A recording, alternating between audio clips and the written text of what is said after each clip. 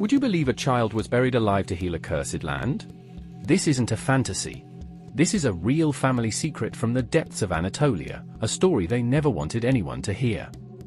It's a tale that goes beyond what's known in human history. Before we dive into this extraordinary story, be sure to hit the subscribe button and like the video to help us bring more lost and mysterious tales to light.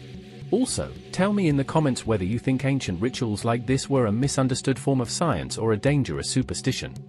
Our story takes place in one of the most remote corners of Turkey, inside a dilapidated stone church forgotten by time. From 1750 to 1987, 7 generations of the Karanlıoğlu family lived within its walls. Keeping their distance from the villagers, this family performed strange rituals under the moonlight, filled with smoke, chants, and medicinal herbs. The church's roof was caved in and its windows shattered, yet it guarded a secret passed down from one generation to the next. The villagers feared them. They would change their paths to avoid the church, whispering about dark ceremonies. At night, they heard echoes from the church and saw mysterious lights in the woods. As the family maintained their isolation, rumors of them being curses and devil worshippers spread rapidly, turning the Karanlıoğlu family into the village's greatest fear. No one dared to speak to them, and legends were told of bad things happening to anyone who approached the family. The church was like a cursed spot on the village's map. At the center of all these whispers was the most talked about and feared ritual, giving the child to the earth. Every full moon, the family would gently guide a very young child, usually from their own lineage, into the soft garden soil for a brief embrace with the earth. This gentle procedure lasted only a few minutes. Herbs were burned around the child, special waters were poured, and soothing chants were whispered.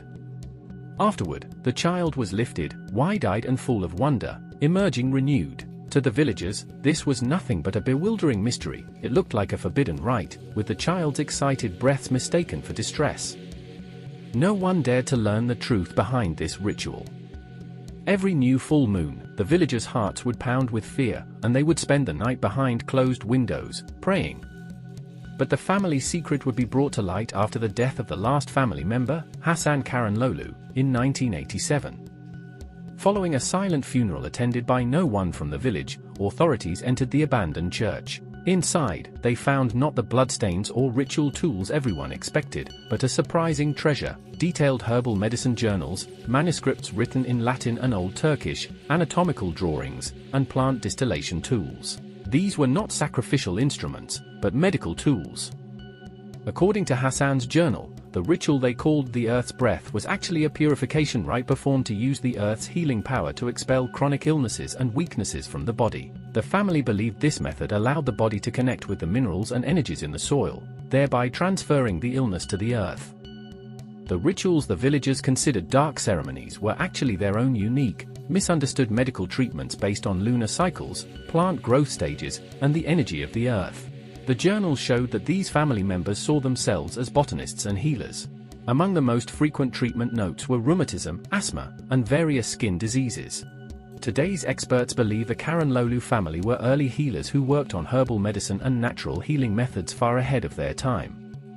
Although their methods were not scientific, they discovered the cycles of nature and the potential of plants long before modern medicine.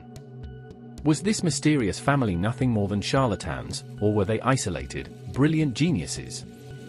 Now, I want to ask you a deeper question: what determines whether a ritual is good or evil? Is it the intent, or is it the outcome? Even if the Karanlıoğlu family's intentions were to heal, do their rituals justify the fear and misunderstanding the villagers experienced? Share your thoughts with us below. And don't forget to subscribe for more forgotten stories.